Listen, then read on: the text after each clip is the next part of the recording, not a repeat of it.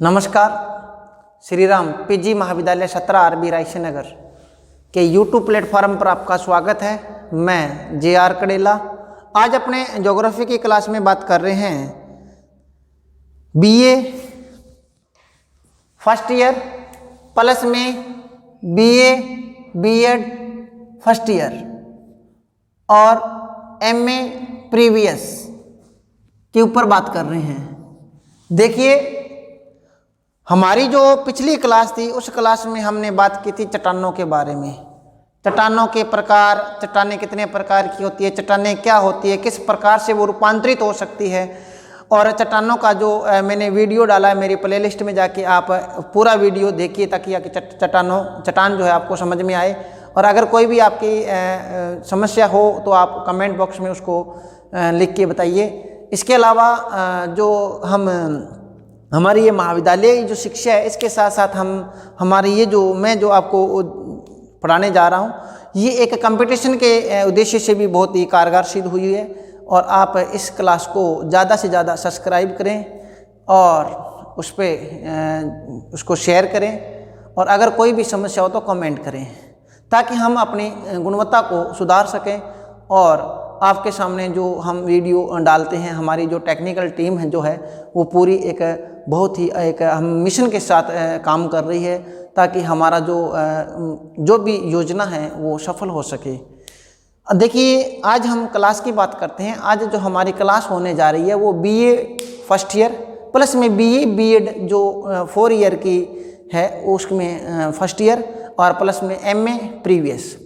देखिए, MA previous में physical जो ज्योग्राफी हमारी उसके अंदर भौतिक भूगोल है, उसमें हमारा टॉपिक चल रहा था। कल मैंने अभी आपको बताया था, मैंने चट्टान के बारे में बात की थी। चट्टान हमारा कंप्लीट हो गया। आज जो हमारा नया टॉपिक है उसका नाम है वेगनर का महाद्वीपीय विस्थापन सिद्धांत। वेगनर का महाद्वीपीय विस्थापन सिद्धांत।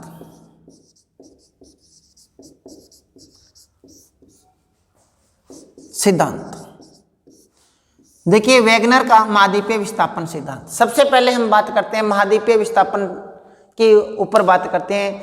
और इससे पहले मैंने आपको एक टॉपिक करवाया था जिसका नाम था प्लेट विवर्तनिक सिद्धांत।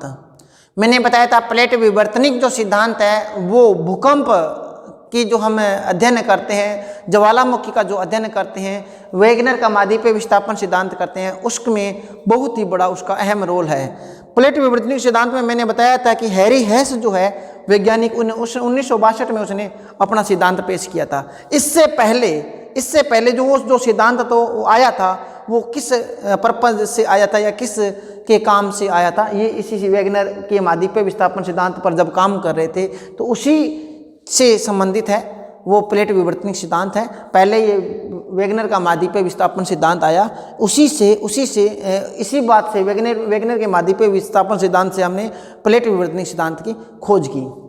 देखिए, वेगनर का जो महाद्वीपीय विस्थापन सिद्धांत है, एक आपका टेलर का भी महाद्वीपीय विस्थापन सिद्धांत आता है, एक वेगनर का भी महाद्वीपीय सिद्धांत आता है। देखिए, दोनों ही वैज्ञानिक ने महाद्वीपीय विस्थापन सिद्धांत पर बहुत ही अच्छा काम किया है। और बहुत ही उसने जो है टेलर ने भी अपना एक सिद्धांत दिया था महाद्वीपीय विस्थापन सिद्धांत, और वेगनर ने भी अपना महाद्वीपीय विस्थापन सिद्धांत दिया था। हमारे जो सिलेबस में है वो हमारे है वेगनर का महाद्वीपीय विस्थापन सिद्धांत। हमें टेलर का जो महाद्वीपीय विस्थापन सिद्धांत है वो ज़्यादा नहीं पढ़ना है, थोड़ा सा उसकी मूल पृष्ठभूमि देखनी है ताकि टेलर ने क्या कहा था और उसके बाद उसमें वेगनर ने क्या संशोधन किया था। वेगनर एक वैज्ञानिक है, जर्मन विद्वान है वेगनर, और उसने अपना महाद्वीपीय विस्थापन सिद्धांत पेश किया। देखिए, वेगनर के जो महाद्वीपीय विस्थापन सिद्धांत है उससे पहले मैं टेलर के महाद्वीपीय विस्थापन सिद्धांत पे बात करना चाहता हूँ।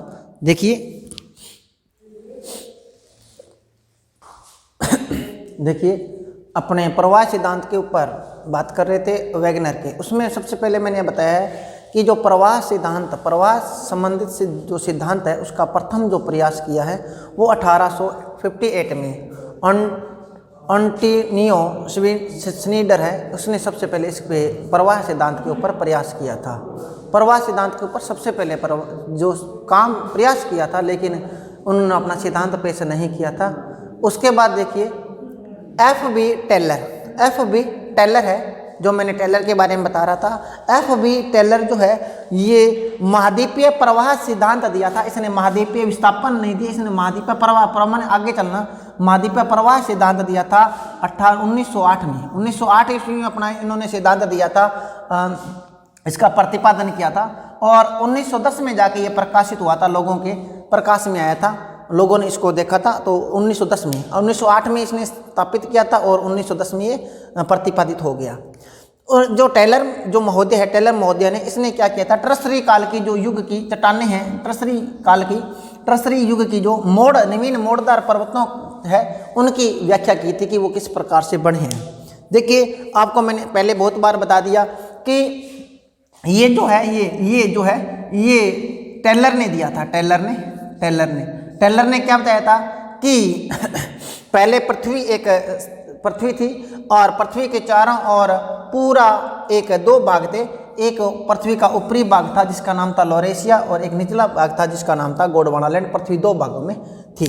इसके बाद हम कहते हैं, वो कहता है कि चंद्रमा के ज्वारीय बल के कारण, चंद्रमा के ज्वारीय बल के कारण जो भाग विस्थापित हो रहे थे वो भूमध्य रेखा विषुवत रेखा की ओर हो रहे थे, विषुवत रेखा की ओर हो रहे थे और पश्चिम दिशा की ओर हो रहे थे। ठीक है, टेलर ने ये बात कही थी। उसके बाद हम बात करते हैं, इसने जो है टेलर ने ये बात कह दी और इसमें ज्वारीय बल को महत्वपूर्ण माना था और उसने ये कहा था कि क्रिटेशियस युग में जब चंद्रमा पृथ्वी के काफ़ी नज़दीक हो रहा होगा तो उसमें ज्वारीय बल अधिक लगा होगा और जिससे पृथ्वी के स्थलीय भागों में ध्रुवों और ध्रुव जो है विषुवत रेखा की ओर प्रवाह हो गए। टेलर महोदय ने दो बातें बताई थी, एक विषुवत रेखा की ओर, दूसरा पश्चिम की ओर, तथा दोनों प्रवाह चंद्रमा की ज्वारीय शक्ति के कारण हो रहे हैं। उसके बाद देखिए, इसके बाद जो टेलर ने ये बताया कि इसी तरह गोंडवाना लैंड जो है, गोंडवाना लैंड है वो विषुवत रेखा की ओर प्रवाह से ग्रेट ऑस्ट्रेलियन व्हाइट और रोस सागर का निर्माण हुआ। टेलर ने माना कि जहाँ भी प्रवाह के समय अवश्य अवरोध था, माने जहाँ जिस समय प्रवाह हो रहा था और कोई बीच में अवरोध आ गया, उसके अग्रभाग में पर्वतों और द्वीपीय चापों का निर्माण हुआ। हिमालय, काकेशस, आल्प्स पर्वत जो है श्रेणियाँ हैं आदि, या हम कह सकते हैं लारेशिया है या गोंडवाना लैंड है, इनके ध्रुवों की तरफ और विषुवत रेखा की तरफ और प्रवाहित होने से बना। तो इसमें यह ध्यान रखना कि जो टेलर है, टेलर ने इसको ऊपर वाले भाग को क्या कहा, लारेशिया कहा। क्या कहा? लारेशिया कहा। अब मैं आपको बताता हूँ वैगनर का। वैगनर एक जर्मन विद्वान था जिसका नाम था अल्फ्रेड वैगनर था। और वैगनर ने क्या कहा था? वैगनर ने ये कहा था कि पृथ्वी का जो स्थल खंडल भाग है वो एक बीच में है और इसके चारों ओर क्या है? जल है। ठीक है, इसके चारों ओर क्या है? जल है। पृथ्वी पर क्या है? चारों ओर तो क्या है? जल है, लेकिन इसके बीच में क्या है? एक स्थल खंड है। इसने दो नाम दिया था स्थल खंड और जल खंडल के लिए। ये जो जल वाला भाग है, इसे इसने नाम दिया था पैंथालासा। क्या नाम दिया? पैंथालासा। और इसको क्या नाम दिया था? इसका नाम दिया था पैंजिया। क्या नाम दिया था? पैंजिया। देखिए वैगनर ने जो हमारा स्थल खंड था उसको दो भागों में बांटा था। एक भाग था जो जलीय था, जल वाला भाग था, जलीय भाग था, उसे इसने नाम दिया, या हम कह सकते हैं महासागरीय वाला भाग था या सागर वाला भाग था, इसका नाम था पैंथालासा। और एक स्थल खंड था जिसे नाम दिया पैंजिया। पैंजिया के बीच में एक सागर था जिसका नाम था तैथिस सागर। क्या था? तैथिस सागर में जितनी भी पैंजिया पे नदियां थी वो सारी की सारी इसके अंदर आके गिरती थी, तैथिस सागर में गिरती थी। वर्तमान में जहाँ पर हिमालय है वो तैथिस सागर का ही अवशेष है। वर्तमान में आज जो जहाँ हिमालय बना हुआ है वो तैथिस सागर का अवशेष है। देखिए जहाँ इसके बाद क्या हुआ, विभांतर में क्या हुआ, इसके अंदर एक हम कह सकते हैं पैंजिया के अंदर एक हम कह सकते हैं विभंग पैदा हुआ, या हम कह सकते हैं एक अंदर से बल लगा जिसके कारण पैंजिया दो भागों में टूट गया। पैंजिया दो भागों में टूटा तो ऊपर वाला जो भाग था ये अंगारा लैंड था। क्या था? अंगारा लैंड कहा इसको, ऊपर वाले भाग को, और नीचे वाले भाग को कहा इसने गोंडवाना लैंड। गोंडवाना लैंड। ध्यान रखना, ये जो अंगारा लैंड है, ये जो अंगारा लैंड है, जिसने वैगनर ने जिसको अंगारा लैंड कहा था, इसको टेलर ने लॉरेशिया कहा था। इतना ध्यान रख लेना कि वैगनर ने जिसको अंगारा लैंड कहा था, टेलर ने इसे लॉरेशिया कहा था। और ये जो गोंडवाना लैंड है, इसका भी और इसका गोंडवाना लैंड समान है। तो अब इसके बाद क्या हुआ, दो भागों में टूट गया, एक गोंडवाना लैंड हो गया और एक अंगारा लैंड हो गया। धीरे धीरे बाद में क्या हुआ, ये जो स्थल खंड था कई टुकड़ों में टूट गया। जैसे ये टूट गया, इसके बाद ये टूट गया, ये टूट गया, और 7 टुकड़ों में टूटकर इस जल के अंदर वो अलग अलग भागों में बिखर गया। और वर्तमान में आज जो हम विश्व का नक्शा देखते हैं, तो जो स्थलखंड है और उसके बीच में जल है, तो वो स्थलखंड है वो जल के चारों ओर से घिर गए और अलग अलग भागों में बिखर गए। और इससे ये सिद्ध होता है कि जो महाद्वीप है इसमें विस्थापन होता है। सबसे पहले हम जो विशेष बात करते हैं कि सियाल जो है, हमारा जो सियाल पार्ट है, हम जो बात करते हैं कि पृथ्वी के नीचे एक जो बहुत बड़ी दृढ़ भूखंड है और जिनको हमने चट्टाने नाम, जो हमने प्लेट नाम दिया था। तो ये जो सियाल है, ये सियाल है जो सीमा पर तैर रही है। सियाल जो है सीमा पर तैर रही है, और तैरने के कारण क्या होता है, यहाँ पर अपने कह सकते हैं कि जब एक प्लेट तैर कर दूसरे भागों में जाएगी, तो यहाँ पर जो महाद्वीपों का क्या होता है, विस्थापन होता है। सबसे पहले हम बात करते हैं वैगनर के महाद्वीपीय विस्थापन सिद्धांत की व्याख्या करते हैं यहाँ पर, और फिर हम करेंगे कि वैगनर ने जो महाद्वीपीय विस्थापन सिद्धांत दिया था, तो इसके पक्ष में कौन कौन से तथ्य हैं और किन तथ्यों को वो रिलेट करके और अपना सिद्धांत प्रस्तुत करता है। और उसके बाद में हम बात करेंगे कि किन तत्वों की कमी रह गई या किन तथ्यों की कमी रह गई, जिससे वैगनर का महाद्वीपीय सिद्धांत है वो सही सिद्ध नहीं होता। तो देखिए, वैगनर का जो महाद्वीपीय विस्थापन सिद्धांत है, उसका पूरा नाम, वैगनर का पूरा नाम था अल्फ्रेड, इसका पूरा नाम प्रोफेसर अल्फ्रेड वैगनर था। प्रोफेसर अल्फ्रेड वैगनर इसका पूरा नाम था। और इसने अपना जो सिद्धांत दिया था, ये 3 बार दिया है। पहली बार जो दिया वो 1912 में, 1912 ईस्वी में अपना सिद्धांत दिया। फिर इसने दिया 1915 ईस्वी में संशोधन करके, फिर दिया इसने 1920 ईस्वी में।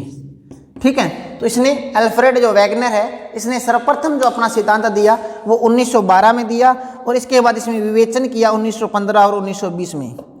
इसके बाद देखिए, वैगनर ने अपना जो संकल्पना का अपना जो सिद्धांत था, उसका मूल जो उद्देश्य था वो भूमंडल पर जलवायु से संबंधित परिवर्तनों से था। इसका जो मूल उद्देश्य था,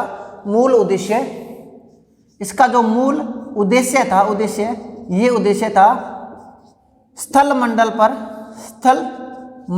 पर जलवायु परिवर्तन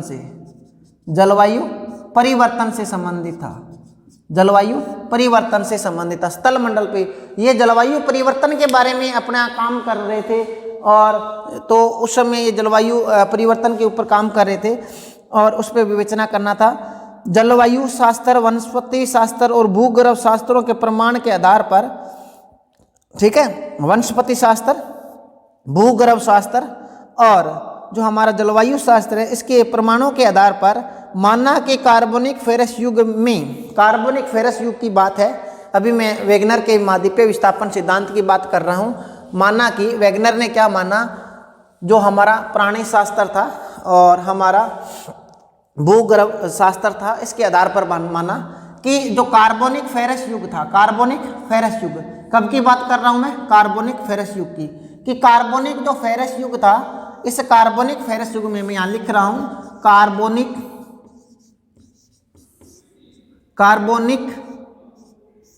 फेरस युग की बात है। कार्बोनिक फेरस युग में एक बात ध्यान रखना, वैगनर ने जो शब्द दिए हैं, वैगनर ने जो शब्द दिए हैं वो सारे के सारे जर्मन भाषा के हैं। इसलिए हमें थोड़ा अजीब सा लग रहा है कि पैंथालासा, पेंजिया, ये क्या चीज़ है।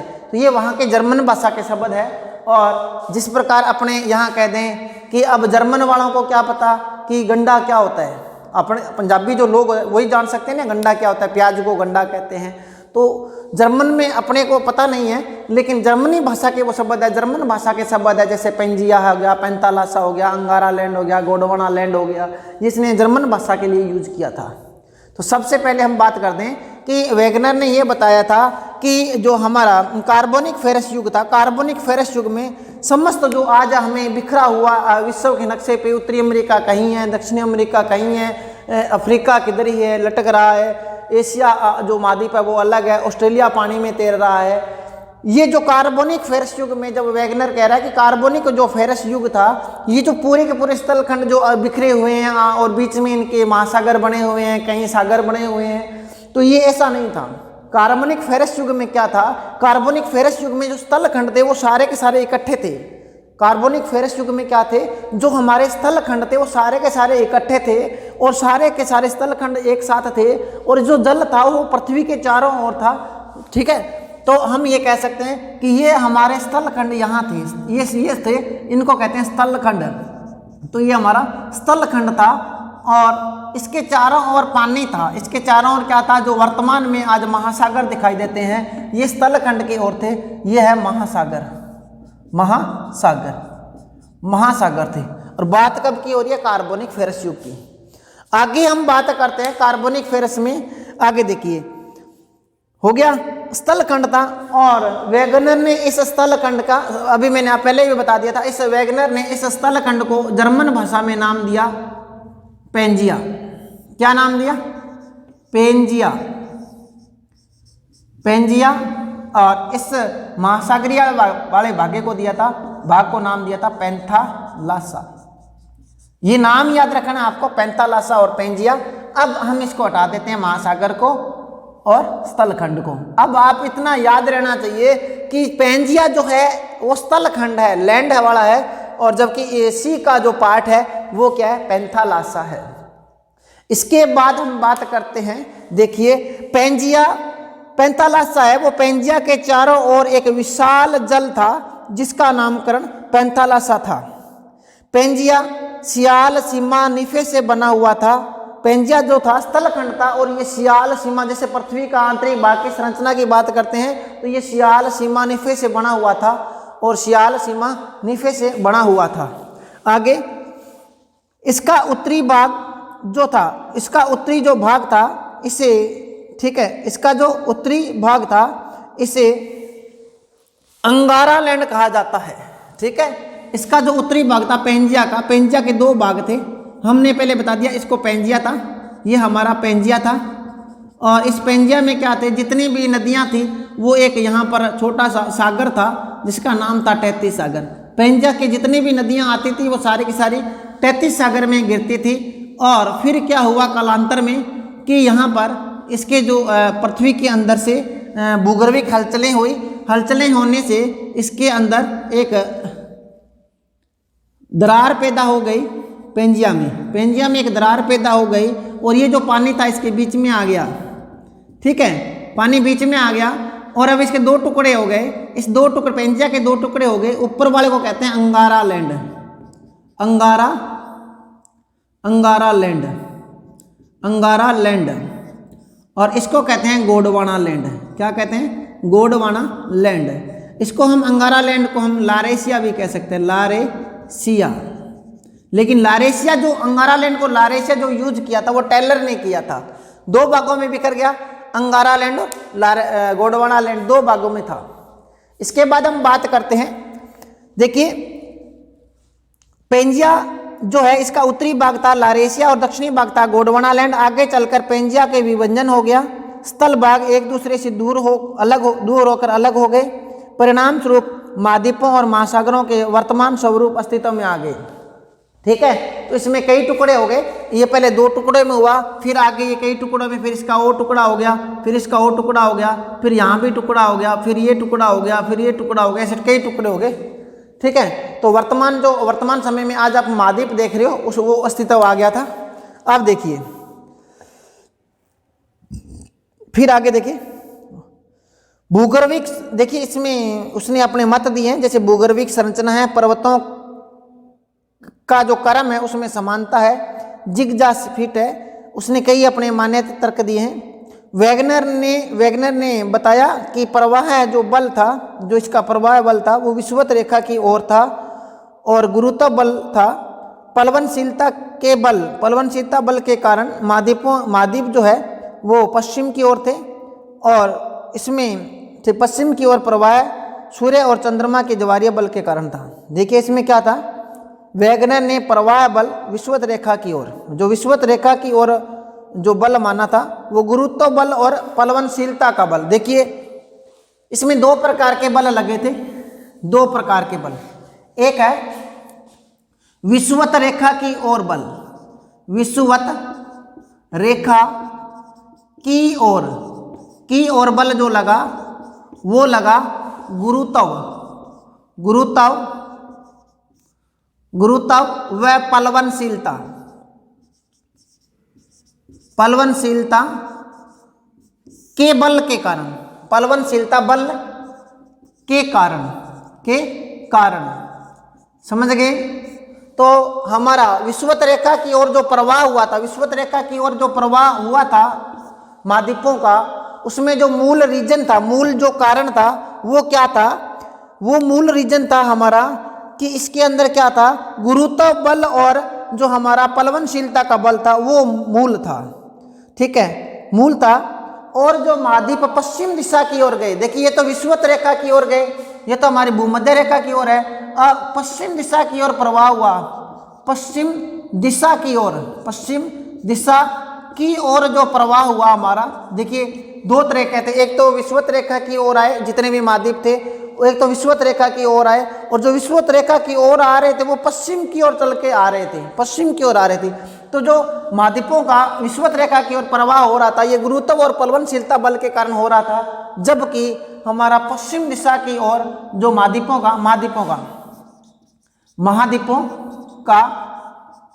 का और यहाँ पर भी आप लिख लिए महाद्वीपों का विषुवत रेखा की ओर जो प्रवाह हो रहा था ये बल के कारण हो रहा था, गुरुत्व बल और प्लवनशीलता के बल के कारण हो रहा था। और महाद्वीपों का पश्चिम की ओर जो प्रवाह हो रहा था ये हो रहा था सूर्य और चंद्रमा के गुरुत्व बल के कारण,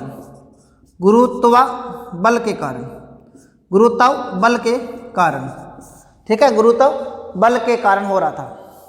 ठीक, आगे देखिए, सूर्य और चंद्रमा के गुरुत्व बल या ज्वारीय बल, इसमें आप ज्वारीय बल भी लिख सकते हो, ज्वारीय बल के कारण हो रहा था, ज्वारीय बल के कारण। तो ये बल ध्यान रखना कि भूमध्य रेखा की ओर जो बल लगा वो कौन सा लगा, और महाद्वीप जो है पश्चिम की दिशा की ओर जो प्रभावित हो रहे थे वो कौन सा। तो चंद्रमा और सूर्य का ज्वारीय बल लगा था, इसमें गुरुत्व बल और आपका जो है वो प्लवनशीलता का बल लगा था। इसके बाद हम बात करते हैं पेंजिया के विभंजन, पेंजिया का जो विभजन हुआ था वो कार्बनिक फेरस युग में प्रारंभ हुआ था, कार्बनिक फेरस युग में इसका जो विभंजन प्रारंभ हो गया। इसके बाद में देखिए इसका उत्तरी भाग लारेशिया और दक्षिणी भाग गोंडवाना लैंड कहलाया।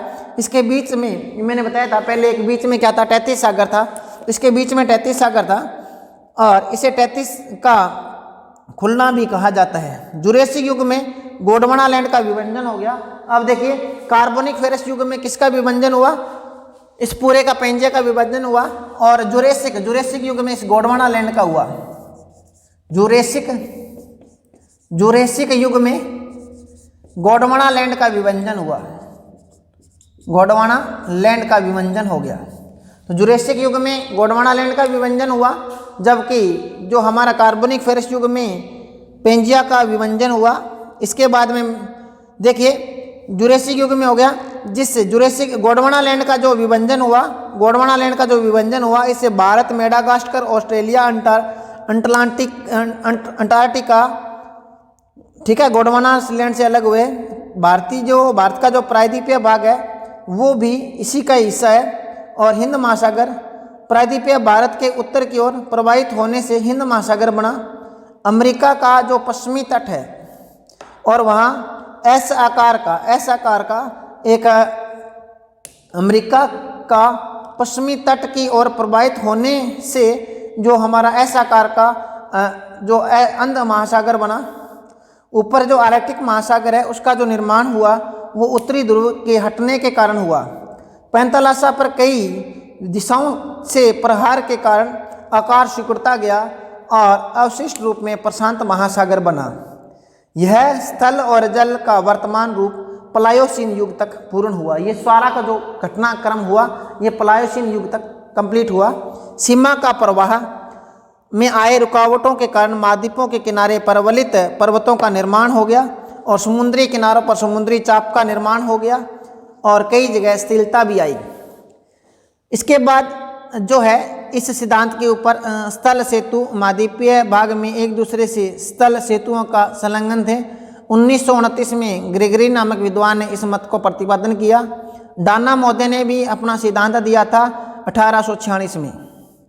इसके बाद हम कल करेंगे कि किस प्रकार से वैगनर ने, अब ये तो बता दिया भी ऐसे हुआ था, अब कल हम पढ़ेंगे कि किन किन तथ्यों के आधार पर उसने कौन कौन से दिए थे सिद्धांत दिए थे, अपने तर्क दिए थे कि उसने अपना तर्क दिया कि किस, जिससे हम बात सकते हैं एक ही समान काल की चट्टानों का निर्माण, समान प्रकार के जलवायु, जीवों का वहाँ पे पूरा जीव है उसका स्वभाव था, तो उनके आधार पर वो किस प्रकार से बांटा। फिर उसके बाद में कमियाँ क्या थी वो कल हम बात करेंगे। तब तक के लिए धन्यवाद।